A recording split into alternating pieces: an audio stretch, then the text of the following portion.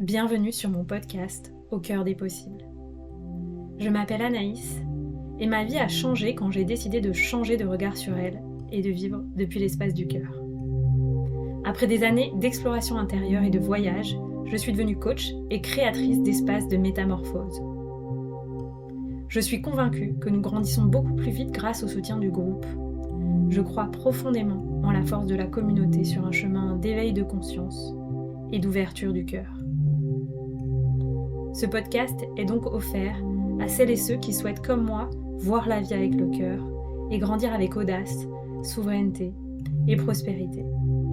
Je te propose de vivre ensemble un changement de paradigme, un changement de regard sur toi-même, un changement de regard sur la vie et un changement de regard sur la période d'ascension planétaire que nous vivons. Je te partage ici les clés qui m'inspirent pour qu'on chemine ensemble au service de l'amour et de l'émergence du paradis sur Terre. Si tu rêves toi aussi d'un monde plus beau et plus en paix, alors tu es au bon endroit, au bon moment. Bienvenue dans ce nouvel épisode de podcast où j'ai eu la chance d'interviewer Sandra de Soma Sowa, qui est le nom de son entreprise et de son compte Instagram où elle partage vraiment avec une énergie d'amour et de cœur des choses en faveur de l'amour de soi, le développement personnel et aussi le développement entrepreneurial. Donc j'ai adoré interviewer Sandra parce que je la trouve extrêmement inspirante, extrêmement alignée, extrêmement ancrée aussi. Et vous verrez, elle a un parcours absolument incroyable, profondément alchimique. C'est une personne qui fait preuve d'énormément de courage et de détermination et en même temps de résilience, je trouve. Donc j'espère que son parcours vous plaira. Et puis pour les personnes qui écoutent et qui connaissent déjà Sandra et qui me découvrent, j'en profite pour me présenter quelques instants, le temps que vous vous posiez peut-être pour écouter ce podcast ou que vous vous installiez là où vous êtes, etc. Donc moi je m'appelle Anaïs, j'ai 36 ans, je suis coach, entrepreneuse, formatrice, conférencière et j'accompagne les entrepreneurs de la relation d'aide à développer une activité durable, prospère et audacieuse à travers mon programme signature The Shamanic Business Academy. Pourquoi The Shamanic Business Academy ? Parce que personnellement, ma posture de chef d'entreprise a changé quand j'ai intégré le chamanisme dans mon entreprise. C'est-à-dire une vision en intégrant le monde invisible pour lui demander son soutien pour développer mon activité, parce qu'il y a bien sûr toutes les actions qu'on peut faire dans la matière pour développer notre activité. Il y a notre mindset et en réalité, quand on est entrepreneur de la relation d'aide et qu'on est là au service des autres pour les accompagner, ce qu'on fait, ça va bien au-delà de nous. C'est pour le monde, c'est pour la nouvelle terre, c'est vraiment une mission de cœur, une vocation et je crois qu'on ne pourrait pas faire autre chose de toute façon, même sur une autre planète, même dans un autre temps, on serait là au service.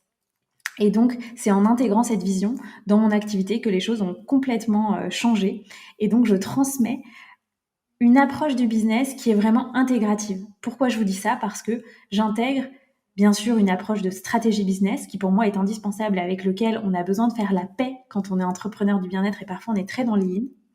Une approche mindset et j'ajoute aussi à ça une approche somatique, une approche d'intégration de la thérapie des traumas, une approche d'intégration du système nerveux qui est indispensable en matière de gestion du stress, des responsabilités qu'on peut avoir quand on est entrepreneur. Et puis j'intègre également un outil qui est très cher à mon cœur, qui est le Human Design, à travers lequel j'intègre votre unicité à votre business. Et donc, je transmets à la fois des outils pour modéliser, pour structurer un business, pour structurer un modèle d'affaires qui est adaptable à tout le monde. Et on y ajoute ensemble ce qui correspond à votre unicité, ce qui a besoin d'être créé de façon totalement sur mesure pour vous et par vous dans votre activité, pour qu'elle soit prospère, pour qu'elle soit durable, pour qu'elle soit audacieuse et pour qu'elle soit aussi en harmonie avec les cycles de votre entreprise et la saisonnalité de votre entreprise. Donc si tout ça, ça vous parle, je lance une prochaine cohorte de The Shamanic Business Academy à partir du 21 août. On démarrera le 27 septembre 2023. Donc si vous écoutez ce podcast à ce moment-là, eh bien c'est le moment de vous inscrire sur la liste d'intérêt pour rejoindre la liste de pré-lancement entre le 21 et le 31 août. Vous pouvez, si vous écoutez ce podcast plus tard, eh bien vous inscrire sur la liste. Je recevrai quand même une notification et vous pourrez rejoindre les prochaines cohortes qui auront lieu 2 fois par an, une au printemps et une aux alentours de la rentrée, chaque année. Et puis, si vous êtes intéressé par me suivre, aller plus loin, je vous invite tout simplement à me rejoindre sur les réseaux sociaux, @anahatalife, ANAHATHALIFE, du nom du chakra du cœur, parce que pour moi, ma vie a changé quand j'ai appris à regarder la vie depuis l'espace du cœur. Je suis vraiment convaincue que la vie ne cherche toujours qu'à nous combler et que parfois, ce qui peut apparaître comme des épreuves finissent par être en fait nos pépites, nos plus grandes ressources, finissent par être des opportunités de s'ouvrir davantage à l'amour.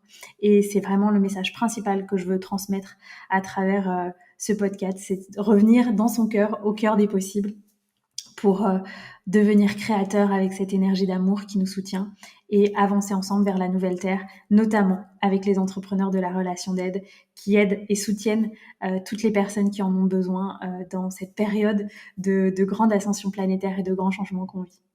Voilà. J'espère que ces présentations vous ont plu, ont vibré pour vous. Je suis heureuse d'ouvrir l'espace de l'interview avec Sandra. Je vous souhaite une belle écoute et je vous dis à très très bientôt pour un prochain épisode. Et pensez à noter le podcast, le partager autour de vous si ça fait sens pour vous, parce que ça m'aide énormément. Et chaque commentaire, chaque note est très précieuse pour moi et pour la visibilité de ce message que je veux porter. Belle écoute à vous. Bonjour à tous, dans ce nouvel épisode d'Au cœur des possibles, je suis ravie d'accueillir Sandra de Somasowa, que j'ai découvert en début d'année grâce au sommet de l'ISCONG où j'étais intervenante. Et je la suis depuis sur les réseaux sociaux et j'adore ce qu'elle partage, son originalité, son énergie et en même temps beaucoup la douceur qui se dégage de tout ce que tu partages. Donc je suis ravie de t'accueillir et de pouvoir en savoir un peu plus sur toi et puis de pouvoir aussi partager qui tu es, tes propositions à ma communauté et aux gens qui auront envie de nous écouter. Donc bienvenue Sandra. Merci Anaïs, merci pour cette belle invitation. Et j'ai envie de te proposer de te présenter rapidement et de présenter aussi Somasowa. Parce que voilà, moi comme je te disais, je te découvre que seulement depuis quelques mois et donc je me délecte d'en savoir plus. Ok, alors comment je vais me présenter? En fait, je vais me présenter à travers ce qui m'anime en fait profondément aujourd'hui. Parce que ce qui m'anime aujourd'hui n'est pas forcément la même chose que ce qui m'animait il y a quelques années. Donc, ce qui m'anime profondément aujourd'hui, c'est d'avoir cette occasion d'expérimenter un tas de choses dans ma vie depuis des années, mais avec beaucoup plus de conscience ces dernières années. Et du coup, à travers l'entrepreneuriat, à travers le quotidien, la vie, la simplicité et le voyage, eh bien, j'explore plein d'environnements. Je m'explore moi aussi dans toutes mes facettes, mes saveurs, mes couleurs. Et à travers tout ce que j'ai appris, les formations, les lectures, mes études, mais aussi à travers tout cet apprentissage de vie, eh bien, j'ai à cœur aussi de transmettre tout ça, de partager tout ça et de transmettre tout ça avec beaucoup de joie. Donc, c'est ce qui nous a conduit, Sébastien et moi, à créer Somasoa. Donc moi, ça faisait déjà un petit moment que j'étais entrepreneur, puisque avant ça, j'avais mon cabinet en tant que psychothérapeute. Et, et quand j'ai proposé à Sébastien de venir avec moi dans cette aventure, lui, il était ingénieur dans l'aérospatiale. Donc, tu vois, on était vraiment dans deux mondes très différents. Ce qui nous a réunis dans le monde de Somasoa et entrepreneurial, c'est qu'on a fait un premier 200 heures de yoga ensemble à Bali, en fait. Et du coup, Sébastien a connecté aussi à ça et a complètement accroché. Il s'est dit, mais comme moi, en fait, c'est tellement génial, tout ce qu'on est en train d'expérimenter, tout le bien que ça nous fait dans notre vie. On a envie de partager ça au plus grand nombre. Et donc, voilà, on a créé Somasoa. Et Somasoa, l'idée, à la base, c'était vraiment de permettre à chacun de faire ce lien dans tout ce qu'on est, et surtout le lien corps-esprit. Voilà, puisque en ayant travaillé beaucoup en thérapie, en psychologie, j'ai été beaucoup axée sur la santé mentale, mais j'ai bien compris, et très rapidement, qu'on ne pouvait pas dissocier santé mentale et santé physique. Tu vois, les deux sont très en lien. Et donc, voilà. Et puis après, sur le plan énergétique aussi. Donc, l'idée de Somasoa, c'est vraiment de prendre l'humain dans toute sa globalité et puis de proposer à des personnes d'aller s'explorer elles aussi dans toute leur part d'ombre, leur part de lumière, et avant tout dans ce chemin de la connaissance de soi pour que chacun puisse répondre à ses besoins, à ses envies, que chacun puisse apprendre à se dire oui, à s'autoriser et à s'autoriser surtout la vie de leurs rêves. Voilà, en gros. Donc, Mhm. on propose des programmes, des formations, des masterclass, des immersions, un tas de choses comme ça qui nous font d'abord et avant tout vibrer, nous, Sébastien et moi, et puis ensuite on vibre à l'unisson avec nos tribus qui nous accompagnent dans toute cette aventure. Génial. Est-ce que du coup tu peux partager, ça fait combien de temps que vous avez créé Somasoa? Qu'est-ce que ça veut dire Somasoa, ce mot qui est, enfin ces deux mots, je pense qu'ils sont très très beaux, qui résonnent très fort. Donc ça fait 3 ans et demi, je crois, 3 ans et demi qu'on a créé Somasoa. Donc on est une toute jeune entreprise. Et Somasoa, il y a toute une histoire à travers ce nom parce que à la base, je voulais un nom court, facilement identifiable et prononçable, qui justement représente vraiment ce lien entre le corps et l'esprit. Et donc très rapidement, le mot soma, qui en ancien grec veut dire corps, est arrivé comme une évidence. Et puis on a brainstormé tous les deux, on a brainstormé avec des amis. Et puis ce qui ressortait me convenait pas vraiment. Et donc je me suis dit bon, je vais faire ce que j'adore faire, hein. Je vais aller tout de suite dans la phase de création. Je vais me mettre à voir ce que je peux faire avec le mot SOA en termes de logo, qu'est-ce que ça peut donner. Et donc je me suis mise sur mon ordinateur avec le mot Soma. Et en fait, pour jouer, j'ai retourné le M et donc ça faisait SOA. Et je me suis dit, mais forcément, quelque part dans le monde, le mot SOA doit bien vouloir dire quelque chose. Donc, j'ai été sur Google, traduction, SOA, et là, je me rends compte que SOA, ça veut dire chouette. En ancien slave, entre-temps, on a appris qu'en polonais aussi, ça voulait dire chouette. Et donc, je me suis dit, OK, l'animal totem de la chouette, c'est quoi sa signification? Et il s'avère que la chouette, c'est celui qui s'installe dans la pénombre et qui a accès à la connaissance intuitive. Et là, je me suis dit, waouh, c'est incroyable, ça me parle. Il y a vraiment ce truc du coup de connaissance intuitive, de lien, d'énergie, de quelque chose de beaucoup plus yin, plus lunaire, et avec soma, le corps plus ancré, plus yang. Ben voilà, donc il y avait vraiment ces deux énergies aussi qui nous représentent Sébastien et moi et qui est représentative d'ailleurs de la vie en général. Et ce qui est très drôle, c'est qu'au moment où je ferme ma petite fenêtre Google, je tombe vraiment mais nez à nez avec une image que j'avais fait en capture d'écran des mois avant sur mon écran d'ordinateur. Et à chaque fois, je voyais cette image et je me disais, il faut vraiment que je la mette à la corbeille sans jamais le faire. Et cette image, en fait, c'était une déesse avec une chouette sur l'épaule. Et là, je me suis dit, bon, bah, ok, ça sera Soma Soa. Et moi qui ai tendance quand même à me lasser assez rapidement de plein de choses, je dois dire que Soma Soa, le nom, l'énergie qu'on porte, la mission qu'on a à travers cette entreprise, je m'en lasse pas du tout. En fait, il n'y a pas un jour où je me dis, oh, peut-être il faudrait changer de nom. Non, j'adore, ça vibre très fort aussi pour nous. Génial. Merci Sandra. Avec plaisir. Et du coup, j'ai envie de t'inviter à partager le début de ton parcours. Moi, j'ai beaucoup accompagné des gens en reconversion professionnelle, mais de ce que je comprends, toi, en fait, la voie de l'accompagnement a été ta première voie. Est-ce que tu veux nous parler de ça, de l'appel que tu as eu très tôt d'accompagner les gens? Comment ça se passait à l'époque? Qu'est-ce qui t'a donné envie de transformer aussi, j'imagine, après un cycle de plusieurs années, il y a toujours des élans d'exercer autrement. Donc voilà, comment t'es arrivé jusqu'à Soma Soa? Ok. Alors, c'est pas ma première voix. C'est pas mon premier élan du cœur, l'accompagnement, puisque moi, à la base, à 15 ans, j'ai été faire mes études de stylisme sur Paris. Donc, j'ai été styliste à l'âge de 18 ans. C'est mon premier job. Je travaillais dans le 3e arrondissement, dans le Marais, pour un styliste freelance. Donc voilà, j'ai fait ça.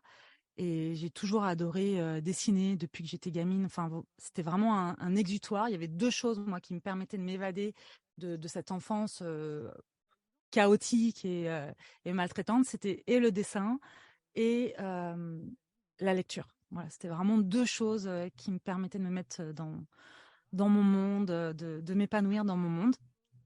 Et donc, très naturellement, quand il a fallu choisir son orientation, j'ai choisi d'abord le dessin, donc le stylisme. Il y avait 2 choses. Je voulais être soit juge pour enfants, soit styliste. Et bizarrement, alors que tout le monde me disait que styliste, c'était une voie qui était bouchée. Moi, je venais du 93, je parlais pas un mot d'anglais. Mes conseillers d'orientation me disaient, mais non, Sandra, tu vas faire un BEPC, un BEP sanitaire et social comme tout le monde, comme toutes les filles de ta classe. Donc, arrête de rêver, en fait, redescends sur terre. Sauf qu'en fait, moi, j'ai vraiment cette personnalité de si tu me dis que ça ne va pas fonctionner, je peux te regarder droit dans les yeux en disant OK, on verra. On verra. Et j'y vais tête baissée parce que tant que ça me fait vibrer, c'est vraiment cet élan-là que j'écoute et que pour le coup, quand je regarde un peu en arrière, j'ai toujours écouté. J'ai 44 ans aujourd'hui, je te parle de ça, tu vois, j'en avais 14, 15. Et ça, c'est vraiment un truc qui m'a toujours euh, habité. Donc, j'ai été styliste à l'âge de 18 ans et puis je suis arrivée dans un monde quand même très misogyne, il faut le dire, avec un patron extrêmement violent, maltraitant, voilà. Et c'était drôle, entre guillemets, de voir comme la maltraitance et la violence, tu vois, pendant plusieurs années, m'a quand même suivi sur mon parcours à différents lieux, de différentes manières. Donc j'avais aussi des choses, moi, à explorer, et notamment mon positionnement, j'imagine. Donc, styliste, et puis très rapidement, je me suis rendu compte que le dessin, ça m'animait, mais j'avais pas envie d'en faire un métier, mais que j'avais toujours cet élan, en tout cas, d'essayer d'œuvrer pour autre chose, de plus grand que moi, d'apporter ma patte.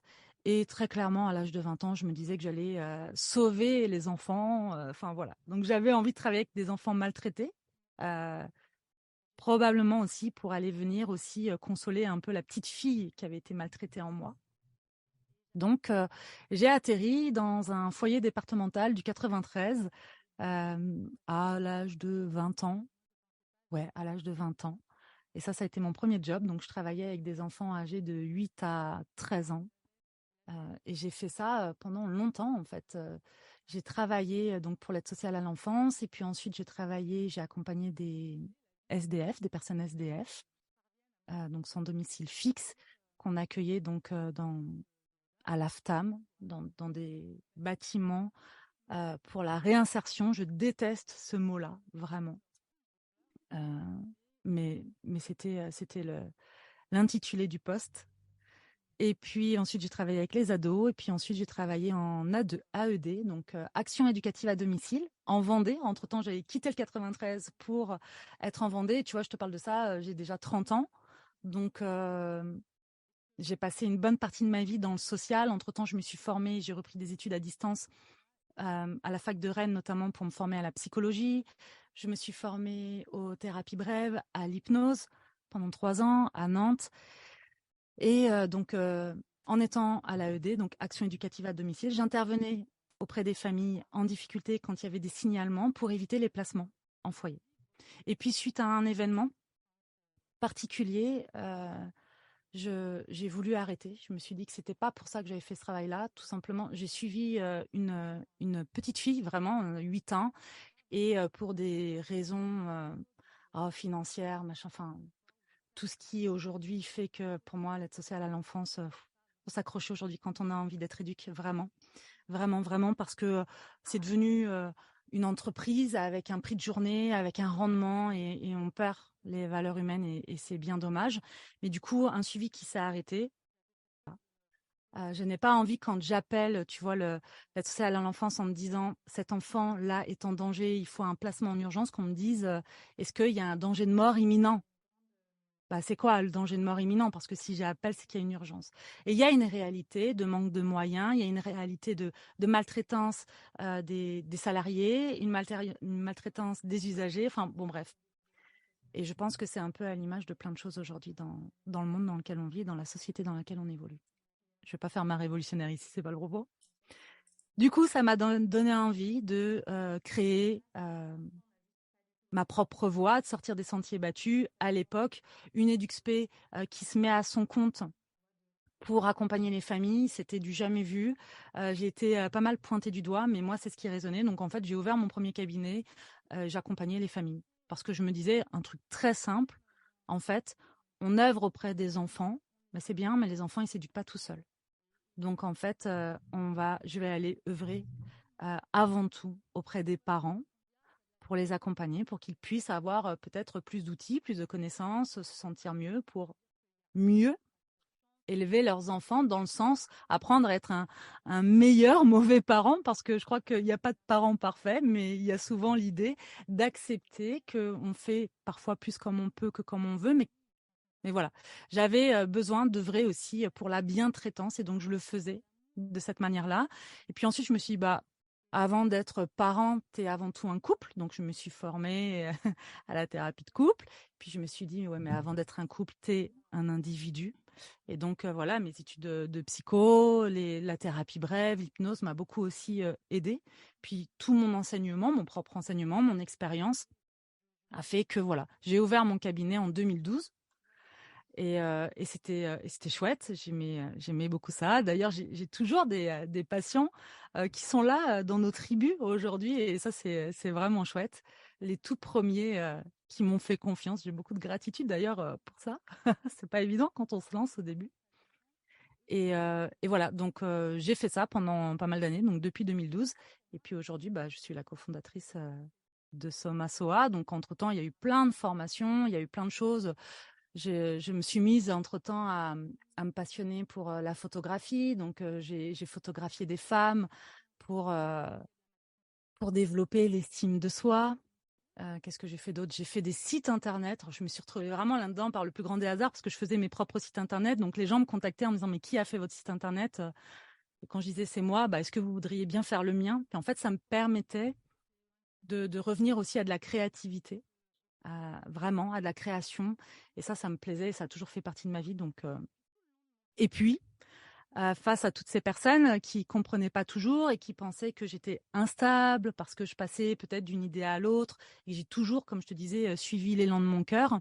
Aujourd'hui, avec Soma Soa, cette expérience entrepreneuriale qui n'est pas juste pour moi de transmettre, mais qui est, voilà, je suis aussi une chef d'entreprise, en fait.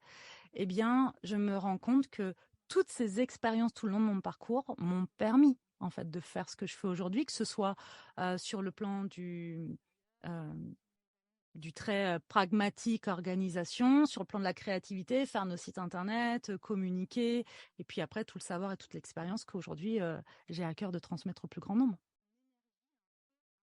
Waouh, génial, c'est très très riche. Et ce qui m'est venu en t'écoutant, c'est à quel point tu avais quand même déjà beaucoup d'audace en fait. Parce qu'en effet, comme tu disais, passer de l'accompagnement de la petite enfance à créer son propre cabinet pour devenir thérapeute, etc., c'est quand même.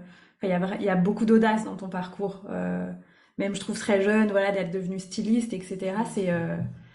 C'est une force de vie qui t'anime, qui est très forte. Donc, merci de ton Ouais, partage. c'est une force de vie effectivement qui m'anime, et c'est chouette pour moi de me le rappeler, parce que j'ai aussi eu plus jeune, j'ai été une jeune dépressive, j'ai eu voilà, j'étais sous médicaments, et j'avais parfois l'impression d'avoir plutôt un élan de mort qu'un élan de vie. Et je pense que les deux m'habitaient très fort, en fait. Tu vois, moi, je pensais pas vivre au-delà de mes 25 ans, par exemple. Pour moi, c'était vraiment très peu probable, avec l'enfance que j'avais et la jeune adulte que je devenais, avec quand même beaucoup de souffrance intérieure. Il y avait peu de probabilités, hein, et que j'ai la vie que j'ai aujourd'hui, en fait, que je parvienne à m'offrir ça. Et donc, oui, je crois qu'il m'a fallu de l'audace, beaucoup de courage, parce que je suis une flippette, malgré ce que certaines personnes pensent en se disant, bah, en fait, si tu fais ça, c'est que t'as pas peur. Si, j'ai peur, mais je crois aussi qu'une de mes grandes peurs, c'est de ne pas me réaliser, de passer à côté de ma vie. Et, et du coup, j'ai vraiment cet élan il y a quelque chose qui me fait vibrer. Je vais pas me demander est-ce que c'est facile, est-ce que je peux le faire. Non, je vais me demander est-ce que c'est possible, est-ce que moi je me sens de le faire. Et même si j'ai pas toutes les cartes en main, j'y vais, j'avance pas à pas, et en fait les choses viennent, les choses se débloquent, je les débloque, ou on m'aide à les débloquer aussi, parce que il y a ça, hein, on n'est pas tout seul, on fait pas les choses seul. Donc voilà, j'ai probablement une part de chance aussi. Et puis toute cette volonté intérieure de vivre pleinement, en fait, sans écouter quoi que ce soit ou qui que ce soit. Ça m'habite très très fort, Et depuis toute jeune, même si j'étais une enfant très calme, qui faisait pas vraiment de bruit, je crois que quelque chose de l'ordre de la rébellion m'habitait déjà très très fort, où je savais qu'autre chose était possible, même si je ne savais pas vraiment quoi, et surtout je savais que ce que je vivais n'était pas correct. Et ça, je le savais très fort aussi. C'était pas correct. Donc, je me suis pas rebellée, tu vois, dans une crise d'adolescence ni rien. Moi, j'étais vraiment calme. Par contre, j'avais ce truc de, vous pouvez me dire ce que vous voulez, vous pouvez faire ce que vous voulez. Moi, je ferai comme je veux. Hmm. Voilà. Waouh. Ouais, une grande. C'est très fort, je pense que tu avais un niveau de conscience très grand déjà enfant pour te rendre compte que c'était pas correct. C'est assez rare chez les enfants, tu vois, qui sont dans des milieux maltraitants. Les gens, enfin, pour avoir échangé avec des gens qui ont vécu des enfances aussi maltraitantes, ils me disaient, bah en fait, moi je savais pas que c'était pas normal, donc j'ai jamais demandé d'aide jusque très très tard, tu vois. Hmm. Et ça m'a toujours questionné de me dire, ah, en fait, ouais, à quel point quand on grandit dans ce type d'espace, parfois on n'a juste pas du tout de regard critique. Et donc, je pense que ça dépend du niveau de conscience avec lequel on arrive peut-être aussi enfant, tu vois, de se dire, comme tu disais, d'avoir la conviction à l'intérieur dans son cœur que autre chose de plus beau est possible. C'est très fort. Hmm. Je crois que, tu sais, même dans nos pays occidentaux, on n'éduque pas les enfants seuls, en fait. Et on a tout un environnement autour de nous. Et moi, j'ai eu la chance vraiment. Pour le coup, tu vois, quand on me dit ah, t'as de la chance, bon, je me dis ok, j'ai surtout mis en place beaucoup d'actions. Mais on peut pas se dire qu'il y a aucun facteur chance. La magie de la vie, on l'appelle comme on veut, mais j'ai eu quand même cette chance sur mon parcours d'avoir des personnes, tu sais, qui m'ont pris sous leur aile, qui m'ont profondément aimé, y compris dans ma famille. Et je pense notamment à mes grands-parents, à mon grand-père et ma grand-mère, qui ont été des figures d'amour pour moi absolument incroyables. Et, euh, et puis mes parents ont fait ce qu'ils pouvaient avec ce qu'ils étaient. Je pense que, tu vois, à l'époque, au milieu de cette violence et de cette maltraitance, ils ne disaient pas qu'ils allaient marquer ma vie à tout jamais, en fait. Parce que Mm. la réalité, c'est que peu importe l'audace et l'élan de vie, je vis encore des choses dans ma chair, tu vois, dans ma psyché qui sont encore en lien avec ça. Parce que même si je lève des couches et que petit à petit, je soigne des traumas, des blessures, moi, je pense que j'ai pas assez de toute une vie. Mais c'est OK parce que ça m'empêche pas de m'épanouir. Mais j'ai quand même longtemps, alors c'est pas mais, j'ai pendant très longtemps œuvré avec cette conscience que euh, l'estime de soi, pour moi, était vraiment mon talon d'Achille. Tu vois, je le sais. Je le sais, je suis Mm. vigilante par rapport à ça parce que mais quand tu vis toute une enfance où on te dit que tu es nul, enfin voilà, parce qu'il y a de la maltraitance physique, mais il y a de la maltraitance aussi psychologique qui est très pernicieuse. Eh bien, tu grandis quand même avec cette croyance, tu vois. C'est quand même des graines qu'on sème. Donc, il y a eu ces graines-là, vraiment de la maltraitance. Et puis, il y a eu des graines absolument magnifiques. Je me souviens, moi, de ma première maîtresse en CE1 qui s'appelait Valérie, qui m'aimait et pour qui je vouais un amour fou, tu vois, vraiment.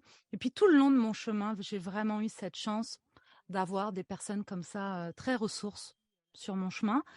Et je pense qu'on a tous ça, très honnêtement. Et ce qui fait la différence, en fait, dans nos parcours de résilience, c'est notre faculté à voir et à savoir saisir les mains tendues. Tu vois, je pense qu'il y a deux choses pour moi dans la résilience. Il y a justement d'avoir cet esprit rebelle. Je peux remettre en question ce que je suis en train de vivre. Ça, c'est la première chose parce que je vois à l'extérieur, chez mes amis et tout ça, qu'il y a des choses qui sont différentes et qui sont possibles. Ça, c'est la première chose. Donc, cette forme de rébellion à l'intérieur, attention, la rébellion, elle s'exprime pas forcément dans la violence, les cris et tout ça, mais c'est vraiment une énergie, un feu intérieur. Et la deuxième chose, du coup, notre faculté à savoir voir, reconnaître et saisir eh bien, les opportunités et les mains qu'on nous tend. Et ça, j'ai su faire. Et du coup, la vie me le rend bien parce qu'elle m'offre, chaque fois que j'ai besoin, j'ai quelqu'un sur mon chemin qui me soutient, qui m'aide, qui m'apporte de l'amour. Enfin, moi, c'est très chouette. C'est très chouette. Génial, merci. Et il y a plein de choses qui résonnent dans ton parcours par rapport au mien. Alors, je t'entends Et pas là. Je sais pas pourquoi. ah, là, tu m'entends? Je t'entends de très loin. Est-ce que Alors, attends. là, tu m'entends? C'est moi. Ok, c'est bon. Je t'entends. Ok. Je disais, il y a beaucoup de choses qui résonnent dans mon parcours par rapport au tien, qui sont miroirs. Et j'ai envie du coup de te poser une question. Moi, je me souviens quand j'avais ces épisodes dépressifs, c'était très difficile pour moi d'accepter justement les mains tendues, d'accepter même le soutien de mes amis, de mes proches, etc. Et de me dire qu'il y avait autre chose qui était possible. Aujourd'hui, je sens que c'est vraiment comme derrière moi. Ça veut pas dire qu'il n'y a pas des hauts et des bas, comme tu dis, mais il y a un palier qui fait que je sais que enfin, j'ai l'impression que je ne retomberai pas aussi bas qu'à l'époque. Qu'est-ce que tu pourrais dire à des gens qui sont dans ces moments-là et qui traversent des moments difficiles pour leur montrer que justement qu'autre chose est possible sur un chemin et peut-être qu'est-ce qui toi t'a aidé sur ce chemin, tu vois, de se sortir de la tête de l'eau en fait, parce que moi j'avais un peu l'impression que j'étais sous l'eau dans la boue à l'époque, c'était quand même un peu et c'est l'image du Mmh. subconscient d'ailleurs, hein. Ouais. En fait, il y a plusieurs choses. Déjà, je te parle aujourd'hui, je te le dis, j'ai 44 ans, tu vois? J'ai cette expérience. Alors ça veut rien dire, j'ai 44 ans, j'ai 30 ans, j'ai 20 ans, enfin, mais j'ai vraiment cette, sensation, moi, d'avoir eu plusieurs vies, plusieurs identités, plusieurs, voilà, et de m'être renouvelée comme si à chaque fois je laissais mourir des parts de moi pour renaître à d'autres choses. À l'âge de 20 ans, j'étais pas du tout celle que je suis aujourd'hui.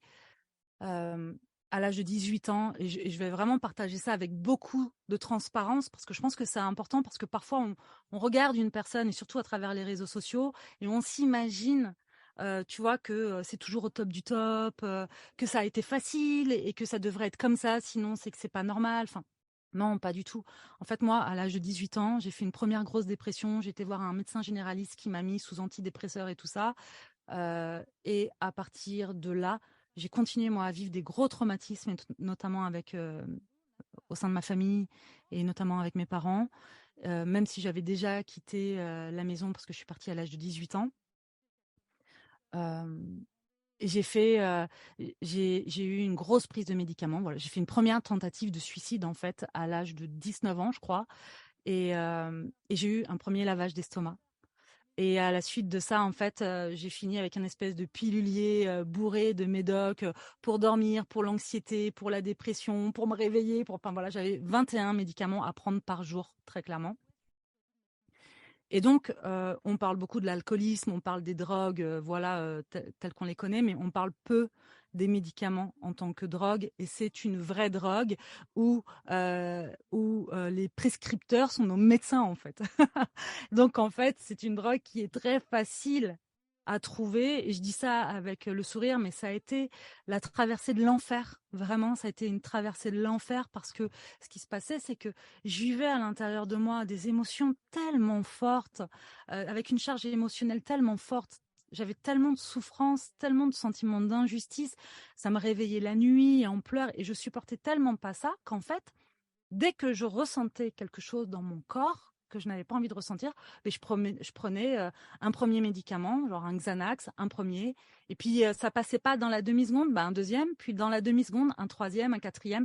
Et en fait, sans m'en apercevoir et de manière très compulsive, bah, j'avais avalé une tablette, tu vois. Et en fait, ça a été ça sur une période de ma vie, avec des espèces de blackout, 6 lavages d'estomac quand même.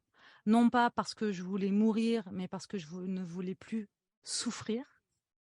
Et il y a une différence entre les deux. Je ne voulais plus souffrir comme ça. Et donc, tout mon premier parcours a été vraiment un parcours de souffrance, avec des relations soit extraordinaires que je mettais en péril, soit des relations horribles, mais j'étais je pense, inconsciemment, je pensais que je n'avais pas le droit de vivre et que j'avais pas le droit au bonheur, tu vois. Donc, il y avait Mm. effectivement une part sage, de sagesse en moi qu'on a tous, et qui savait déjà qu'autre chose était possible, probablement, mais consciemment, c'était pas du tout accessible encore pour moi. Tu vois, je me disais pas, ah, dans ma vie, même si, en même temps, j'avais ce côté, ok, je voudrais ça pour moi, je voudrais ça pour, tu vois, quand je me suis dit, je veux être styliste, je me suis pas posé la question de, c'est facile, c'est pas possible. Non, je veux être styliste. Bon, bah, j'y vais, point, et on verra bien. Donc, tu vois, c'était un peu à double tranchant. Et puis, en fait, petit à petit, je me suis sevrée déjà des médicaments. Il faut savoir que pour se sevrer des médicaments, ça a été aussi la croix et la bannière, mais vraiment parce que aucun psychiatre ne voulait m'accompagner dans ce sevrage. À chaque fois que j'allais voir un psychiatre en disant je veux arrêter les médicaments, on me disait bon bah non, je vais vous represcrire d'autres choses. Et je suis tombée un jour dans le 93 sur une psychologue à l'hôpital qui s'appelait Fatima. Franchement, je ne crois pas qu'elle puisse un jour écouter ce podcast où ça serait incroyable, mais j'avais 25 ans à l'époque. Et vraiment, bah, tu vois, elle fait partie des rencontres parce que cette jeune femme, parce qu'elle était jeune aussi à l'époque, franchement, si elle entend ça, mais un immense merci parce qu'elle m'a sauvé la vie. Elle a contribué à me sauver la vie parce que c'est la seule qui m'a dit, OK Sandra, je vais t'accompagner là-dedans. Et si tu as des fortes crises d'angoisse, tu viens. Et en fait, elle appelait un infirmier psychiatre et c'est lui qui me donnait, tu vois, un demi-Exomil. Et en fait, à partir de là, je n'ai plus jamais eu de médicaments chez moi de cet ordre-là. Parce que j'avais conscience que si j'en avais, je les prendrais, en fait. Tu vois, je ne sais pas, j'imagine que les personnes alcooliques, c'est un peu la même chose. En fait, bon, il y a Oui. plusieurs types dans l'alcoolisme, mais pour certains, eh bien, l'alcool, ce sera fini pour toujours, en fait, parce que sinon l'addiction est là. Et voilà. Donc, je ne dis pas, aujourd'hui, je ne prends plus du tout de médicaments. D'ailleurs, à l'extrême, j'en prends plus du tout. Mais par contre, j'ai cette idée que j'ai cette fragilité. Et donc, je ne tente pas. Je n'en ai jamais chez moi. Voilà, je n'en ai pas. Et puis donc ça a été un vrai travail. J'ai toujours été en thérapie aussi pour me faire accompagner. Je n'hésitais pas, et ça c'est un vrai retour que j'ai envie de faire. Je n'hésitais pas à changer quand ça me convenait pas. Voilà. Je ne prenais pas ce qu'on me disait pour argent comptant. J'ai toujours gardé mon esprit critique, peu importe qui était en face de moi et peu importe la posture que cette personne prenait en face de moi. Et parfois, et souvent d'ailleurs chez les psychiatres, il y avait cette posture de sachant, comme chez les médecins, moi je sais, tu ne sais pas et je sais mieux que toi pour toi. Et ça, je l'ai jamais pris comme, comme un fait. Pour moi, j'ai toujours eu l'esprit critique et de me dire, bah non, ça me convient pas. Et donc, très connectée à mon ressenti, tu vois. Si c'est pas correct, si j'ai de l'angoisse, si je suis pas bien avec ça, je n'y retourne pas et je change. Donc il y a eu ça. Et les rencontres, demander de l'aide, demander de l'aide, savoir bien s'entourer, accepter de faire des tris. Ça a été vraiment des choses dans ma vie où, tu vois, où vraiment il y a eu des grands tris de faits régulièrement. Avec certaines personnes qui sont des fils conducteurs quand même dans ma vie et qui font partie de mon socle et pour qui j'ai beaucoup d'amour. Il y en a peu, mais elles sont précieuses pour moi. Donc il y a ça, et puis après, tu vois, ça peut paraître un peu con, mais c'est vraiment d'aller, ouais, je parle beaucoup de ça, cultiver son esprit rebelle, d'aller s'expérimenter là-dedans. Ça demande beaucoup de courage, de pas attendre que la peur ne soit pas là, parce que la peur, elle fait partie du jeu en fait. On a peur, on a peur. On tremble de peur, le mal de ventre, voilà. Tellement de fois, j'ai eu peur quand j'ai quitté le 93 toute seule pour partir en Vendée. J'ai eu peur quand j'ai changé de boulot, j'ai eu peur à chaque fois. Enfin, quand on a tout quitté avec Sébastien pour partir vivre à Bali, on a eu peur. Quand on a créé Somasoa, il y a eu de la peur. Mais l'élan, tu vois, le feu, l'élan, la joie, l'amour, l'excitation, tout ce qu'on veut, en fait, c'est plus fort que la peur. Pourquoi? Parce qu'en fait, c'est toujours qu'est-ce que tu choisis de nourrir? Où est-ce que tu choisis de mettre ton focus? Tu maîtrises pas tes pensées, mais tu peux choisir là où tu mets ton focus. À quoi tu donnes à manger, en fait, dans ta vie? Tu vois, des souffrances, des tristesses, des doutes, des peurs, on en a tous. Mais est-ce que tous les jours, c'est ça que tu viens te répéter, que tu nourris? J'ai pas de chance, c'est dur. Mais ça, c'est sûr que du coup, c'est dur. Mais si à côté, tu te dis, OK, qu'est-ce que je veux là? Qu'est-ce qui me fait vibrer? Qu'est-ce que j'ai envie de m'autoriser? En fait, si je peux faire tout ce que je veux, qu'est-ce que je veux faire pour moi? Qu'est-ce que je veux m'offrir dans ma vie? Et puis d'y aller un pas après l'autre et d'avoir la patience aussi, que ça puisse se réaliser, se concrétiser. Parce qu'on vit aussi dans une société où si on veut un truc, on le veut tout de suite. Tu vois, on n'a pas ce... Je trouve qu'on perd de l'endurance à être et à faire. dans la transformation, dans l'évolution. On perd de l'endurance dans cette société où tout doit aller vite. Je scrolle, là, ça me plaît pas, je passe à autre chose. Je t'aime plus. Enfin, non, il y a cette notion de temps qu'on s'accorde, d'amour de soi qu'on s'accorde et donc de patience aussi qu'on s'accorde. Ça fait partie de la bienveillance qu'on peut s'accorder. Et les pas que je fais aujourd'hui, peut-être que je vais récolter les fruits euh, dans 10 ans. Mais bon, j'ai passé mes 25 ans, a priori, c'est bon, maintenant je suis partie. On ne sait pas en fait. Mais ce que je sais, c'est que si demain, je devais me retrouver sur mon lit de mort, parce que c'est ça que je veux en fait, si demain je devais me retrouver sur mon lit de mort, euh, je n'aurais pas à me dire, ah, fais chier, putain, j'ai pas osé. Alors ouais, j'ai pas eu peur, mais du coup, j'ai rien réalisé, quoi. Non, moi, j'ai envie de dire, waouh, j'ai tremblé des millions de fois, mais j'ai tout fait, j'ai fait tout ce que je voulais en tout cas. Et tout ce que je voulais jusqu'à présent, je l'ai fait. Et, euh, et ça, je Mmh. crois que c'est le plus beau cadeau que moi je puisse m'offrir, plutôt que d'attendre des cadeaux de l'extérieur, que les gens s'excusent, changent et machin. En fait, j'ai œuvré pour moi, pour m'offrir ce que je voulais. Puis ce qui a été magnifique, c'est que mes parents ont suivi, en fait. Mes parents ont changé, ont évolué, et aujourd'hui, ils sont devenus des parents soutenants et aimants. Et quand on me dit que les gens peuvent pas changer, je me dis, ah ouais, bah, viens voir mes parents. Viens voir mes parents parce que, waouh, on part de loin. Il y avait énormément de maltraitance, de violence chez moi. Euh, ouais, c'était chaud vraiment. Et aujourd'hui, bah, c'est nos premiers fans, ils sont là à nous soutenir et voilà, ils sont fiers de ce qu'on fait et ils sont cool, vraiment. Donc Mmh. merci papa, maman, vraiment, vraiment.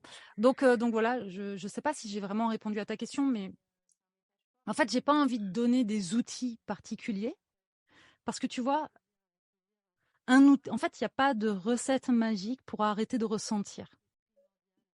Et je crois que la première chose, c'est d'accepter de ressentir dans son corps des choses qui font chier, quoi, qu'on n'a pas Mmh. envie de ressentir à la base. Parce que c'est quoi l'état dépressif? C'est la tristesse de la tristesse. Je suis triste d'être triste.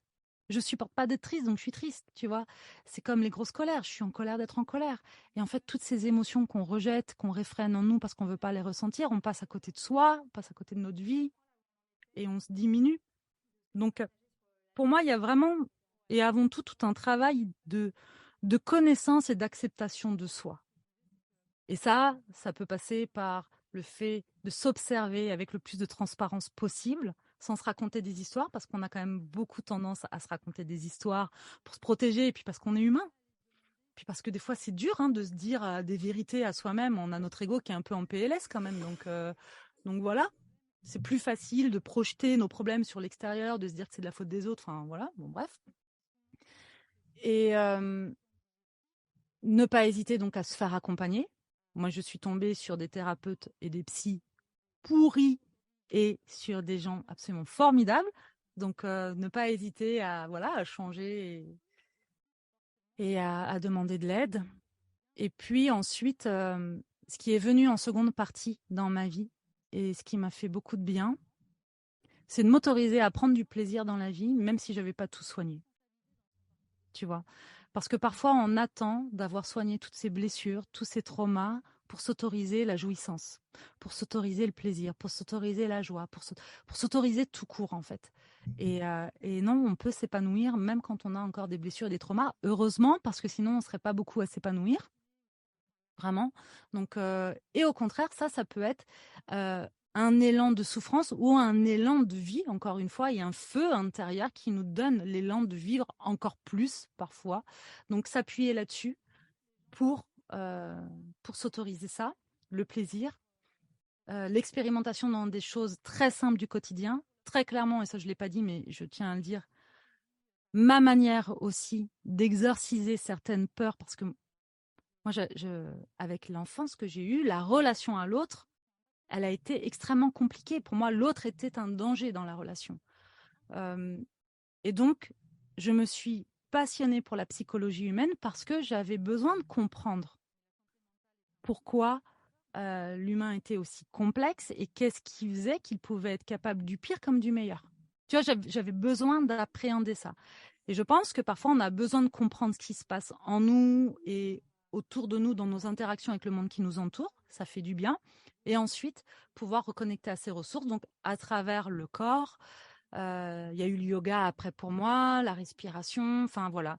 Donc ça a été un mix de plein de choses et surtout d'une découverte de moi-même au fur et à mesure et de pas hésiter à me dire bon bah ça en fait ça a été ok pendant un an. J'étais comme ça me faisait vibrer, c'était ok pour moi, ça l'est plus, je change.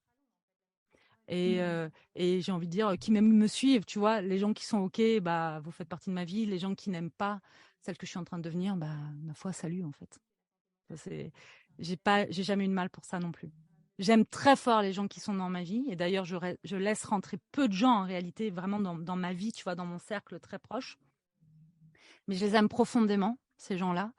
Par contre, comment dire, voilà, quand ils font le choix d'en sortir pour X raisons, je ne retiens personne. C'est très ok pour moi le on-off.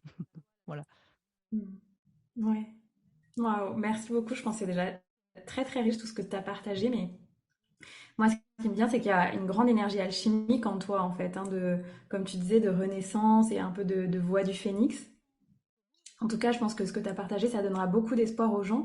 Moi, j'ai pas mal de gens dans ma communauté qui m'écrivent en ce moment, qui me disent Anaïs, c'est vraiment costaud les énergies, notamment depuis le solstice, etc.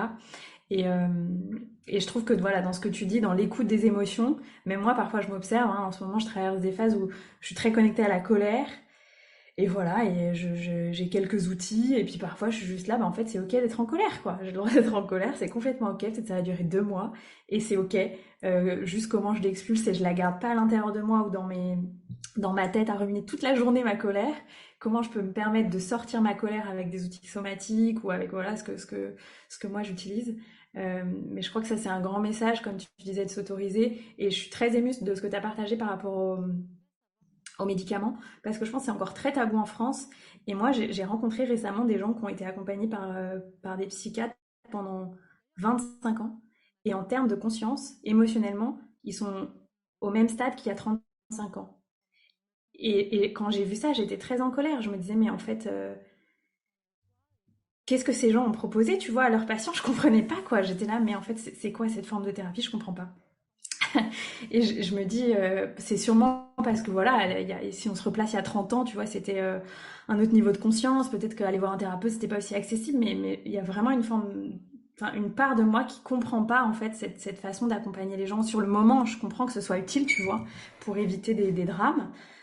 Mais laisser les gens sous médicaments pendant 25 ans et encore potentiellement aujourd'hui, quand ils en ont besoin, prendre ces médicaments parce qu'ils veulent pas ressentir, vraiment, je comprends pas, tu vois, je trouve que c'est enfin, ça me questionne beaucoup et je sais qu'en France, c'est très banalisé en fait. Donc je trouve ça chouette ce que tu as Oui. partagé, de montrer que on peut faire autrement et on peut trouver des gens pour nous accompagner à faire autrement, même si aujourd'hui ça a beaucoup évolué aussi par rapport à, je pense, toi à ton époque. Mais c'est un message fort et qu'on entend peu, je trouve. Donc je te remercie de l'avoir partagé. Avec plaisir, avec plaisir. Je crois vraiment que garder son esprit, tu vois, cultiver son esprit critique, c'est primordial. Et de ne jamais croire, autant que possible, de ne pas remettre notre pouvoir entre les mains de quelqu'un d'autre, peu importe qui est ce quelqu'un d'autre. Ça, c'est la première chose. Puis la deuxième chose, tu sais, dans la santé, en général, telle qu'on la connaît, même si elle est...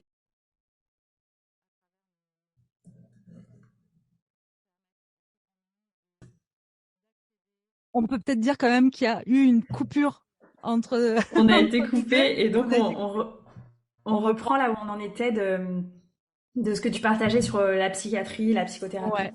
Sur la santé, en fait, aujourd'hui en général, quand même, même si ça évolue beaucoup, ce que je disais, c'est que on constate quand même que, tu sais, on est dans un monde de dissociation, c'est-à-dire que tu vas voir un spécialiste, j'en sais rien moi, pour ton genou, il va pas aller se demander si sur le plan digestif ça va, si tu as des inflammations ou si je ne sais quoi, et inversement. Donc, en fait, c'est un vrai problème. Et en psychologie, c'est pareil. Par exemple, c'est pas une généralité, mais il y a des personnes qui sont en dépression parce que sur le plan digestif, ça marche pas. Voilà, donc moi, par exemple, pendant très longtemps, j'ai eu et encore aujourd'hui, j'ai des douleurs chroniques avec un système digestif compliqué. Et donc, ça influe aussi forcément sur la manière dont je peux me sentir au quotidien, sur les hormones, sur plein de choses. Et donc, je trouve quand même que c'est ultra important de prendre l'humain dans sa globalité, mais aussi de se responsabiliser dans son parcours de santé, tu vois. C'est pour ça que je dis ne pas prendre ce que l'autre dit comme une vérité vraie et de se responsabiliser en disant, OK, est-ce que c'est OK pour moi? Et par exemple, pour ma part, à chaque fois que j'ai fait une thérapie, je me suis toujours aussi fait accompagner au niveau du corps, me faire masser, aller voir des kinés ou sur le plan énergétique avec des énergéticiens. Donc, par moi-même, si tu veux, par la suite, j'ai compris qu'il fallait que je me fasse accompagner plus largement pour que je puisse être prise dans ma globalité et me sentir mieux. Donc, j'invite les gens aussi à faire ça et de ne pas juste œuvrer pour leur santé mentale, mais aussi pour leur santé physique et inversement. Parce que quand on vit, par exemple, la maladie dans son corps, je pense que c'est aussi important euh, d'œuvrer pour sa santé mentale aussi. Les deux sont impactés, même si ce sont des mots qui font peur et qui ont des connotations encore aujourd'hui négatives, surtout la santé mentale, parce que la santé physique aujourd'hui c'est très démocratisé, mais la santé mentale est un mot qui peut encore faire peur, mais pourtant c'est primordial. C'est hyper important d'en prendre soin. Hmm. Ouais, merci beaucoup. Et merci de cet exemple de souveraineté. Je sais que moi aussi, j'ai souvent eu ça, même par rapport à des enseignants de yoga, etc., où autour de moi, je voyais une forme de gourouisation. Et ça a jamais... Enfin, pour moi, ça n'a pas trop de sens de faire ça, tu vois. Je comprends même pas trop les gens qui sont super fans de certaines stars, parce que je sais pas, ça résonne pas. Donc c'est aussi garder sa souveraineté. Voilà, je trouve que c'est super important ce que tu partages, de garder sa souveraineté, y compris quand on pense que l'autre est plus grand, sachant que nous. Et surtout, comme tu disais, de se remettre dans un parcours holistique, comme les médecines ancestrales ont, en fait, la médecine chinoise, etc. C'est toujours une approche globale, la naturopathie, et de pas, ouais, de savoir trouver l'équilibre entre la santé physique et la santé mentale. Je crois que c'est un challenge qu'on a tous à améliorer. Enfin, moi, je sais que j'ai tout le temps ce Oui, balance, soit trop c'est de ça. corps, soit... Mais j'ai tout le Mais temps c'est ça. normal, tu sais, enfin, la vie, je crois pas que la vie soit à l'équilibre en fait. Parce que l'équilibre qu'on trouve le lundi, le mardi, pouf, c'est un autre équilibre. Et puis, alors, peut-être pas l'un jour sur l'autre, mais tu vois, dès que tu trouves ton équilibre, de toute façon, on passe par des polarités. Donc, la joie, la tristesse, le bien, le mal. Et même si on peut se dire que la vie, c'est une énergie zéro, dans tous les cas, on switch d'une énergie à l'autre, donc à travers nos polarités. Donc, l'équilibre parfait, constant jusqu'au bout, bah, c'est la mort. Donc, en fin de compte, ça fait pas tant rêver que ça, parce que la vie, c'est du mouvement, c'est de haut, c'est des bas. Voilà. L'idée, c'est plutôt de trouver de plus en plus de confort. Et je pense que l'acceptation, encore une fois, de soi, de ce qu'on traverse, de ce qu'on vit. Attention, ça ne veut pas dire se résigner, mais s'accepter, s'aimer. Pour moi, c'est déjà une bonne base pour s'apporter du confort. Et puis ensuite, la connaissance de soi, elle est primordiale parce que quand on apprend à se connaître, on sait répondre à nos besoins. Tu vois, aujourd'hui, Heu, je sais pas moi, j'ai un pic de stress, d'anxiété, j'ai de la charge mentale. Très rapidement, je vais savoir repasser par mon corps, je vais savoir ce qui me fait du bien, ce qui me fait pas du bien, que ce soit en termes de sommeil, d'alimentation, de pratique. Je vais savoir prendre soin de moi, ce qui était pas forcément le Ouais, cas avant. Donc, je t'as une pense aussi boîte à outils bien ouais. complète et bien identifiée. C'est ça. Et c'est d'ailleurs aussi ce qu'on partage. Tu vois, on a créé la formation, notre toute première formation holistique origine. C'était ça. C'est une formation de 9 mois avec 9 modules sur des sujets très spécifiques pour la connaissance de soi. Et dans chaque module, il y a des boîtes à outils. Parce qu'en fait, ce que je voulais pour moi, c'était une forme de grimoire, tu sais, dans lequel je pourrais recenser un peu toutes ces choses. Parce que, en fait, souvent, on a un panel d'outils qu'on met pas en place parce qu'au moment où on est activé, je veux dire, on n'y pense pas. On s'accroche contre les paroles en se disant je veux juste que ça passe, je veux pas vivre ça, et puis on pense pas que. Voilà. Donc j'avais envie de ça. Ça m'a permis, moi, de recenser un peu tout ça dans un seul et unique endroit, à travers cette formation, puis aussi, du coup, pouvoir le partager. Et effectivement, quand même, ce que je constate, même s'il n'y a pas de recette magique pour ne plus ressentir, et c'était surtout pas le but. Par contre, c'est une formation qui est absolument extraordinaire pour la connaissance de soi, pour savoir répondre à ses besoins et s'épanouir. Ça, c'est vraiment chouette. Et c'est un peu tout ce qui m'a accompagner tout ce que j'ai expérimenté, moi, pendant ces 20 dernières années, en fait.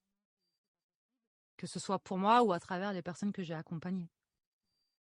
Génial, merci. Et ça me donne envie de te demander du coup, quelle est votre vision pour toi et Sébastien de Soma Soa dans quelques années? Quels sont vos projets à venir? Comment vous vous voyez évoluer avec Soma Soa? Alors, on a une vision constante qui est qu'on veut, à travers nos différentes propositions, permettre au plus grand nombre d'accéder à une vie qui leur correspond, de se reconnecter à leur nature profonde et de s'offrir la vie qu'ils désirent, voilà, dont ils rêvent et qu'ils désirent. Ça, c'est notre ligne conductrice, avec quand même pour moi cette conscience de peu importe d'où tu viens, peu importe ce que tu as vécu, tu as toutes les ressources et les capacités pour t'épanouir dans ta vie, pour être et te réaliser. Être, t'épanouir et te réaliser. Ça, c'est vraiment quelque chose qui m'anime profondément. Donc, on veut transmettre au plus grand nombre. Maintenant, les formes que ça va prendre, ça va être comme nous, ça va évoluer avec le temps. On a commencé par des ateliers en présentiel, ensuite par beaucoup de programmes, enfin du online. Aujourd'hui, on a à cœur de proposer des immersions. Donc, on aimerait voilà, proposer ça aux gens. Je ne sais pas où encore, mais ça, c'est dans nos projets. Par la suite, j'aimerais, moi, pouvoir proposer des séminaires, des conférences, voilà. Encore une fois, avec l'idée de transmettre et de partager au plus grand nombre. Hum, J'ai été contactée par des maisons d'édition pour écrire des livres. Pour le moment, c'est pas ma priorité, même si je sens que ça me titille régulièrement, que j'ai des choses que j'ai envie de partager, que j'ai envie de dire, mais il y a tellement de manières et d'options aujourd'hui pour dire les choses et partager. Donc voilà. Ouais, il y a vraiment cette idée de continuer un peu comme on fait aujourd'hui, tu vois. Je sais pas vraiment quoi répondre à cette question, donc je vais jouer la carte de la transparence et arrêter d'essayer de trouver une réponse, tu vois, qui fasse sens, parce qu'en fait, la réponse qui fait sens pour moi aujourd'hui, c'est ce qu'on est en train de vivre aujourd'hui, là, et d'expérimenter. Euh, c'est génial, tu vois. On a cette liberté de vivre où on veut. Parce que bah là, on est dans notre camper sur les routes pour aller en Norvège. Avant ça, on a vécu près de 9 mois au Cambodge, avant ça 6 mois au Portugal, avant ça 8 mois et demi à Bali. Enfin, en fait, à partir du moment où on s'est donné l'autorisation, on a fait vraiment ce qu'on voulait quand on voulait. Pas toujours dans la facilité, mais encore une fois, le mot facile n'est pas un leitmotiv pour moi. Possible plus que facile. Donc voilà, c'est pas un problème. Ouais, je pense que je rêve, j'ai ce rêve-là de pouvoir transmettre à plus grand nombre, d'être entouré d'équipes aussi, d'une équipe qui puisse m'aider à concrétiser ça, à porter la voix de Somasoa, à transmettre les valeurs de Somasoa et accompagner les personnes aussi dans ce rêve en fait, dans ce rêve. Ouais, à travers, je te dis, des séminaires, des choses comme ça. Ça, je pense que c'est ce qui m'anime en ce moment.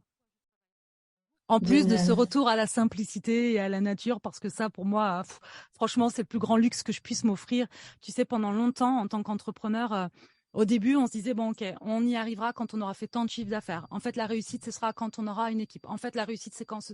Et en fait, aujourd'hui, je me dis, waouh, en fait, ma réussite, c'est de me dire, aujourd'hui, je m'autorise à m'octroyer le temps que je veux quand je veux, même si ma réalité, c'est que j'adore, j'adore faire ce que je fais pour Soma Soa. Donc, en fait, tu vois, je ressens pas forcément le besoin de couper. Et voilà. Parfois, si, mais pas régulièrement. Et ouais, pour moi, le grand luxe aujourd'hui, c'est le temps, parce que c'est quand même la seule ressource que tu dépenses sans jamais récupérer de temps. Hein. Une fois que tu as donné ton temps, tu l'as donné. Donc, si tu l'as mal donné ou à des endroits qui n'étaient pas nourrissants pour toi, bah tant pis, en fait. C'est ta responsabilité. Je veux dire, si tu as perdu du temps, par exemple, avec une personne qui te prend la tête, à essayer d'avoir raison, ou qui te bouffe ton énergie, bah tant pis pour toi. En fait, tu as dépensé ton temps. Ce temps-là, tu vas pas le récupérer. Donc pour moi, le facteur temps, tu vois, la ressource temps, c'est une ressource qui est très importante pour moi. Et je vais toujours voir qu'est-ce que je fais de mon temps. Même si comme tout le monde, parfois je me fais avoir ou tu vois, je me rends compte quand ça fait 10 minutes que je suis sur les réseaux sociaux et que je finis sur des vidéos de chats, là, je me dis non, vraiment, je suis en train de faire de la merde. Tu vois. Mais c'est OK en fait, parce que je suis pas dans cette recherche de perfection. Au contraire, ça m'amuse. Ça m'amuse.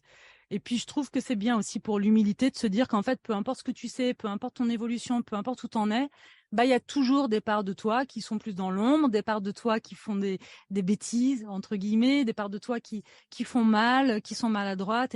Et c'est ça qui est beau, en fait, parce qu'on est humain, hein, et qu'on n'est pas là pour être juste complètement parfait, perché et tout ça. Non, on fait l'expérience de cette humanité avec toutes nos imperfections et c'est chouette aussi de pouvoir s'aimer avec ça. Donc ça, et puis la connexion à la nature, tu vois, de m'offrir ce luxe de, je sais pas, j'ai envie d'être en montagne, je suis en montagne, j'ai envie d'être dans les îles, je suis dans les îles, et aujourd'hui j'ai envie d'être en Norvège, je vais en Norvège. Tu vois, j'attends pas d'autorisation extérieure, l'autorisation, je me la donne à moi-même. Et je crois que ça, c'est important. Tu parlais de souveraineté, de bien comprendre que l'autorisation ne vient pas de l'extérieur, elle vient de nous, pour nous. C'est en nous, en fait, que ça se passe. Parce que ton entourage peut te dire non, c'est pas possible. L'extérieur peut te dire non, c'est pas possible. Mais si toi, tu es vraiment habité par ça, en fait, c'est possible. Et quand tu crois profondément que c'est possible, bah du coup, tu mets ton focus sur OK, je vais trouver et je vais voir des solutions. Tu vois? Qu'est-ce qui fait qu'il y a deux personnes dans un même environnement qui vont pas voir et percevoir les mêmes choses au même moment? Bah, en fait, c'est juste où est-ce que toi, tu es câblé et où est-ce que tu mets ton focus pour voir les opportunités, les solutions à tes envies, tes désirs, tes problèmes, en fait. Donc, euh, donc voilà, je m'éparpille, mais l'autorisation, elle vient de nous. Vraiment, esprit critique, autorisation, responsabilité. Génial. Ça me donne envie de te demander qu'est-ce qui aujourd'hui te plaît le plus dans ton quotidien, que ce soit de chef d'entreprise ou aussi de compagne de Sébastien. Et du coup aussi, ce qui me vient, c'est comment vous faites pour vous organiser entre ces deux vies, parce que du coup, j'imagine vous avez beaucoup de projets ensemble, personnels, professionnels, etc. Donc, qu'est-ce qui toi te plaît le plus dans ta vie aujourd'hui, dans ta vie aussi de chef d'entreprise, et comment je sais pas, comment vous créez votre constellation avec Sébastien, avec vos projets? Déjà, je n'ai pas la sensation d'avoir deux vies, j'ai l'impression d'en avoir une. Tu vois. Et Soma Soa fait partie de notre vie. Il y a eu beaucoup de culpabilité et de croyances autour du fait qu'il fallait qu'on trouve un équilibre parfait entre notre vie personnelle et notre vie professionnelle. Et ça, je crois que c'est une croyance qui vient du monde du salariat, tu vois, où quand tu as quitté ton entreprise, tu es après auprès de ta famille et c'est bien de couper et tout ça. Mais Soma Soa fait partie de moi, en fait. Tu vois, c'est une projection de ce qui m'habite, en fait. La Soma Soa détient aucune vérité, parce que c'est juste, tu vois, ce qui m'anime, ce que j'expérimente, ce que j'apprends. Donc, déjà, ça fait partie de moi et ça m'anime tellement que c'est aussi au service de mon propre bien-être, déjà. Après, il y a une réalité, quand même. L'entrepreneuriat, c'est pas facile. D'accord? Si quelqu'un cherche la facilité et dit, tiens, je vais être entrepreneur parce que ça va être facile, non, passez votre chemin. Donc, l'entrepreneuriat, c'est possible, mais c'est pas facile. Je crois qu'il faut développer des compétences, tu vois, un état d'esprit, de la créativité. Enfin bon, bref, c'est pas facile pour moi, je pense, d'être entrepreneur, mais j'aime tellement ça que c'est complètement OK. Et j'en parlais hier avec Julie Laroche. Euh, on discutait toutes les deux et en fait, je lui disais, et elle partageait ça, c'est que moi, j'aime aussi cette notion d'entrepreneuriat, ouais, les valeurs entrepreneuriales. J'aime parler business, vraiment. Et pourtant, je suis très habitée. J'aime aussi beaucoup nourrir ma spiritualité. Et souvent, on oppose les deux univers, alors qu'il n'y a pas à opposer quoi que ce soit, on peut être les deux. Donc, tu vois, j'aime être une femme d'entreprise, j'aime créer mon business, j'aime aussi cultiver ma spiritualité, j'aime ma vie privée telle qu'elle est. J'aime ma vie professionnelle, mais pour moi, tout est ma vie. Voilà, ça c'est la première chose. Et j'ai abandonné l'idée de trouver un équilibre, comme on pourrait l'entendre, entre vie pro et vie perso. En fait, mon équilibre, c'est de suivre mon élan, mes envies. Je travaille quand j'ai envie. Parfois, je travaille beaucoup parce que je suis stimulée et que ça me plaît de travailler beaucoup. Et parfois, je travaille moins et je ralentis et ça me plaît de travailler moins et de ralentir. Et parfois, je suis vraiment dans des phases de grotte et de repli. Et avant, je jugeais ça et aujourd'hui, j'ai compris que ce sont des phases qui sont essentielles. Et derrière, souvent, il y a un élan de créativité où je fais naître des choses qui m'animent. Donc, c'est super. Et pour moi, l'équilibre, il est plutôt dans l'acceptation de mes cycles, tu vois. C'était quoi la question? Non, mais ça C'était répond à, l'équilibre. bah voilà, Oui, qu'est-ce qui te plaisait et dans ta vie, l'organisation.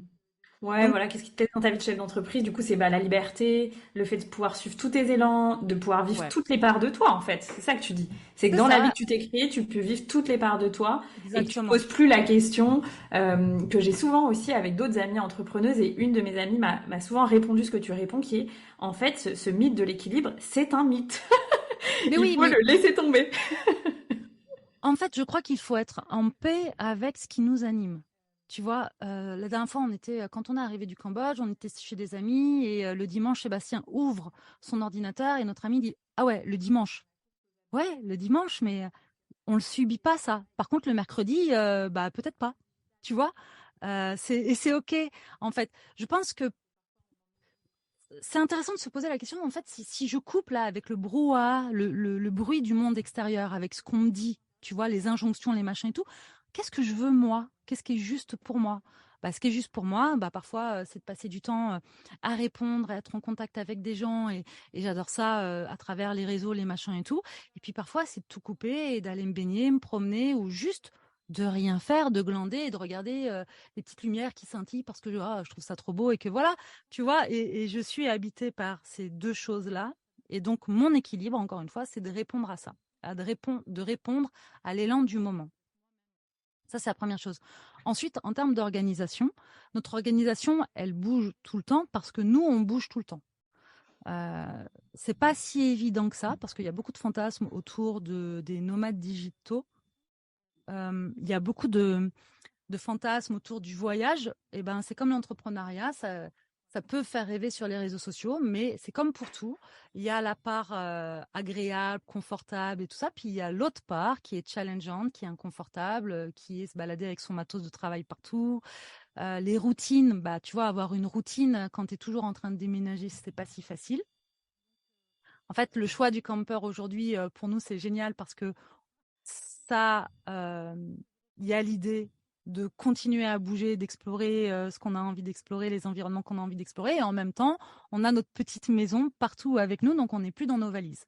Donc ça, c'est plutôt pas mal. Après, on a nos routines avec Sébastien qu'on aime avoir chacun de nos côtés ou ensemble. Et puis, en ce moment, pour le travail,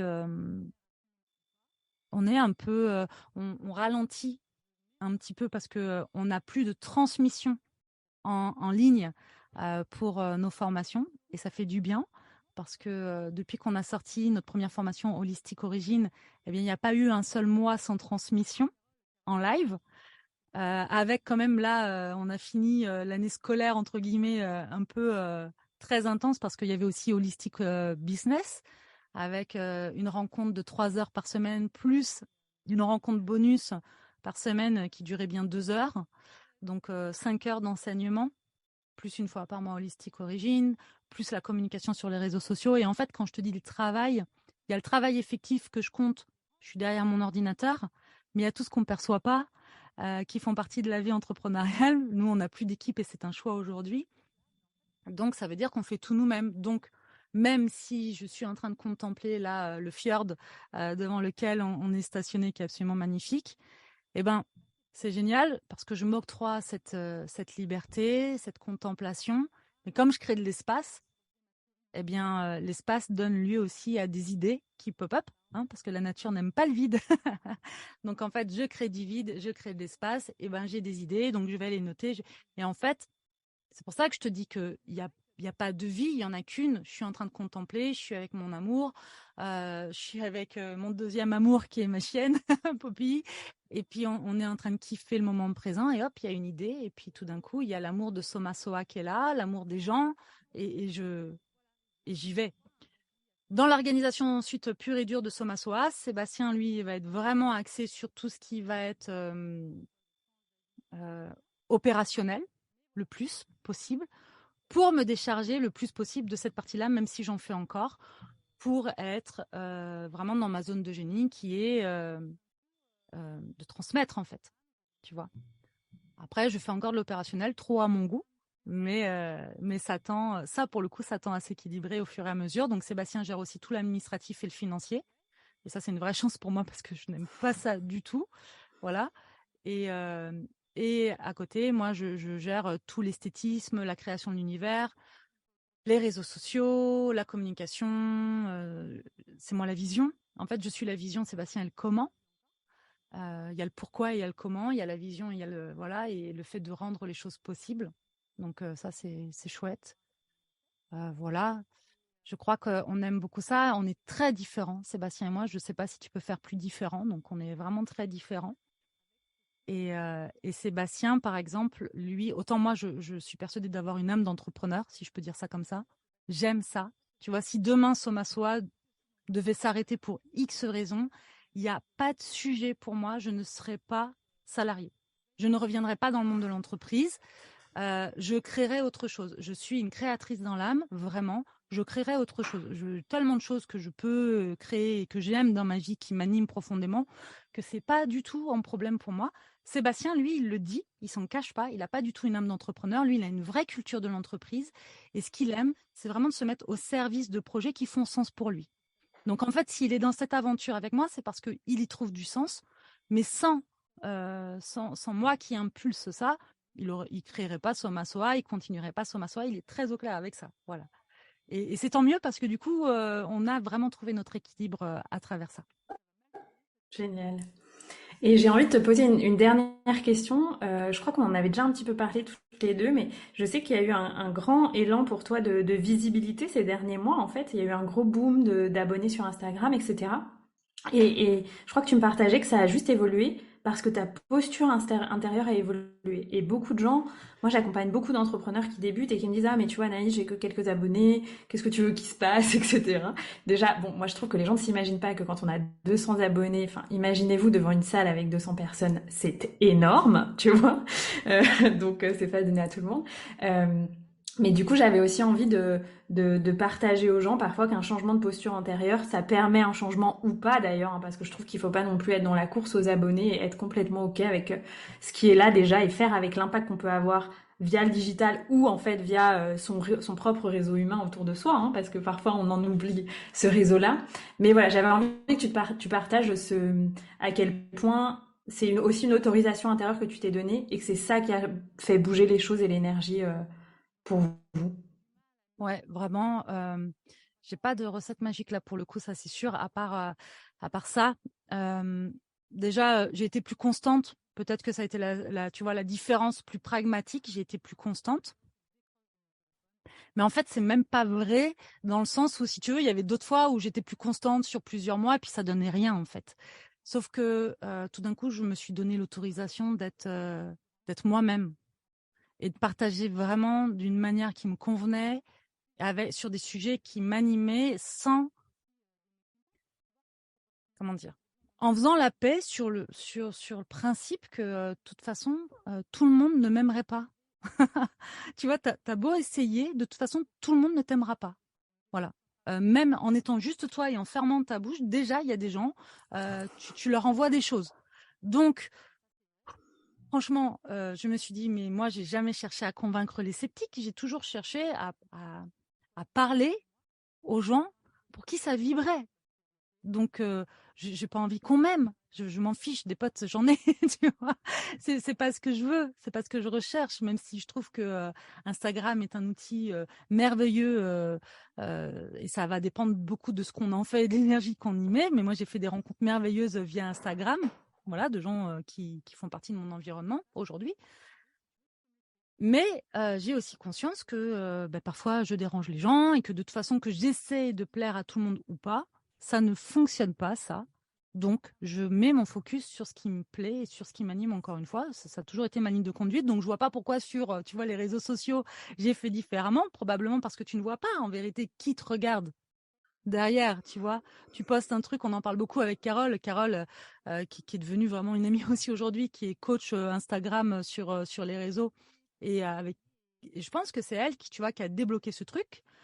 Parce qu'on a eu un premier rendez-vous une fois, et puis elle me dit, mais c'est drôle en fait, t'es fun, ça se voit pas sur les réseaux sociaux.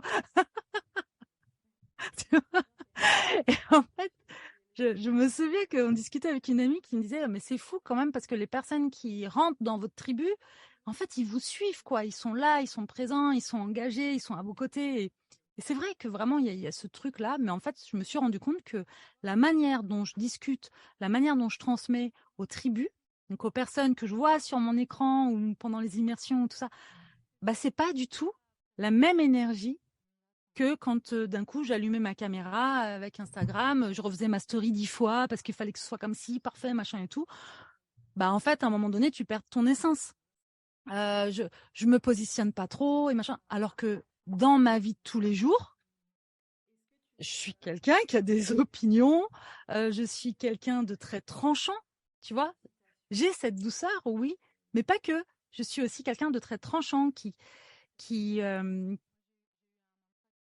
peut être très douce et aussi très dure ou très exigeante. Tu vois, voilà, j'ai parfois un avis assez arrêté aussi sur certaines choses, même si j'ai à cœur de me renseigner et de faire évoluer ma pensée. Et parfois, je change d'avis et c'est très bien.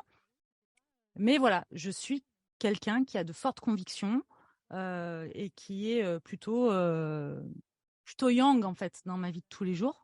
Et puis tout d'un coup, tu vois, sur Instagram, je devenais une femme très douce, très lisse, pas de comme ça, tu vois. Oh, c'est ouais, il y a ça en moi. Tu vois, c'est pas du fake, il y a ça en moi, mais pas que. Mais pas que.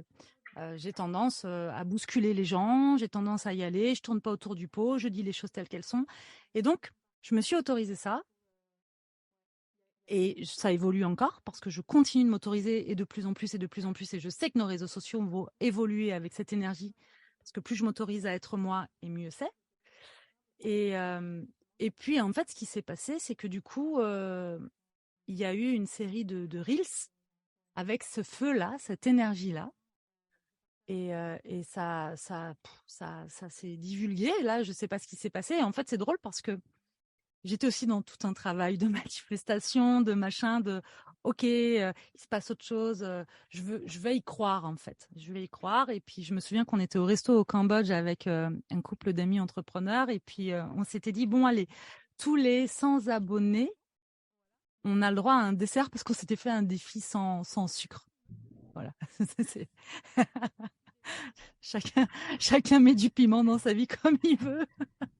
Donc nous, c'est ce qu'on a fait. Et en fait, c'était très drôle parce que à partir de là, j'ai eu 100 abonnés d'un coup qui arrivaient sur le compte avec le premier Reels. Et puis en fait, en quelques jours, 200, c'est passé à 1000. Et là, on s'est dit, ok, bon déjà, moi, je vais arrêter les récompenses au dessert parce que ça va mal finir cette histoire, très clairement. Et puis en fait, je me suis sentie un peu dépassée aussi par cette espèce d'engouement, tous ces gens qui arrivaient. Et c'est drôle parce que ça m'a permis aussi de comprendre la peur qui se cachait derrière tout ça et qui faisait que du coup je lissais ma personnalité et que inconsciemment je faisais en sorte qu'on se développe pas trop sur les réseaux sociaux. Et ça vraiment quand vous désirez quelque chose que vous n'atteignez pas, demandez-vous toujours c'est quoi le bénéfice secondaire à ne pas atteindre ça parce qu'il y en a un en fait. On n'est pas stupide, on n'est pas maso. Par contre, on a des parts de nous qui savent et puis des parts de nous aussi qui nous protègent parfois même de nos rêves, parce que on peut avoir des croyances derrière. Et par exemple, moi, j'avais peur d'être peut-être critiquée, et encore. Je crois que ma plus grande peur, c'était de me dire, ok, est-ce que je vais savoir poser les limites et est-ce que je vais avoir du temps pour moi, parce que je me vois faire. Tu vois, je me vois faire si j'ai des messages.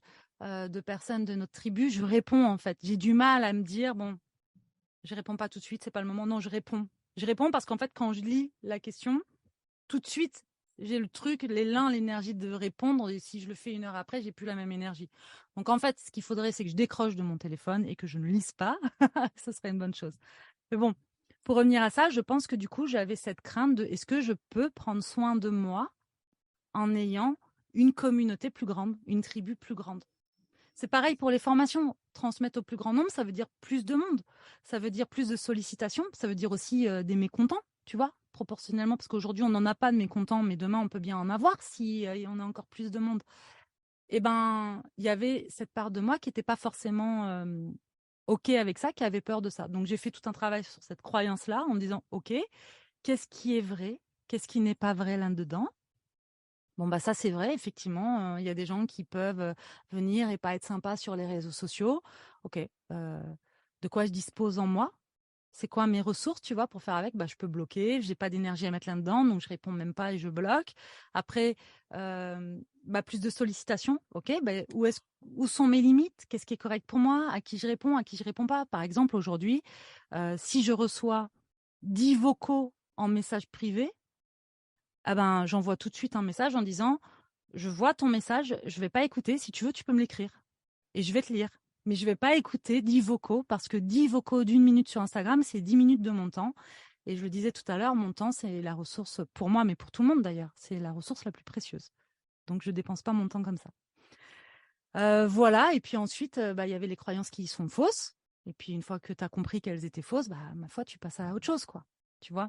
Donc je sais pas, il y a une part de oui, je me suis autorisée à être aimée pour ce que je suis et détestée peut-être pour ce que je suis. Et c'est mieux de ne pas être aimé pour ce qu'on est plutôt que d'être aimé pour ce qu'on n'est pas, tu vois. Donc ça me va bien, ça me va bien. Ouais. Le mot qui me vient, c'est révélation, quoi. Tu t'es révélé comme tu es. Et ça résonne aussi pour moi parce que plusieurs personnes m'ont déjà dit: Ah, mais t'es pas tout à fait comme sur les réseaux sociaux. J'étais là, ok, bon, bah, il va y avoir un petit truc à ajuster. Mais c'est un chemin, c'est ok.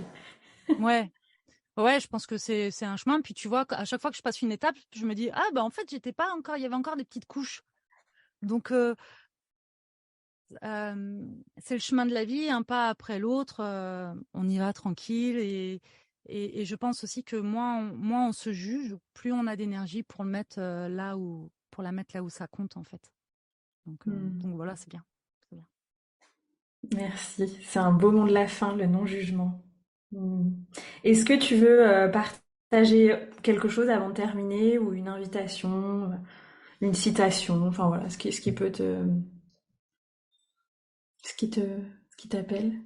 Moi, j'ai eu un mantra qui m'a, accompagnée, pendant très longtemps, c'était apprendre à marcher, avec grâce au milieu du chaos et ça, je pense que ça a été vrai pour moi, pendant très longtemps, pendant très longtemps. Et quand je parle de chaos, c'était pas le chaos extérieur, même si quand c'est le chaos en toi, c'est aussi le chaos extérieur, c'est le regard que tu portes aussi sur le monde. Mais aujourd'hui, j'ai la sensation de moins vivre dans ce chaos, ou en tout cas d'accepter ça avec plus de paix. Donc je vais rester là-dessus. Aimons-nous, acceptons-nous, prenons notre part de responsabilité et apprenons à marcher avec grâce au milieu du chaos. Hmm. Waouh. Magnifique, Sandra. Merci beaucoup.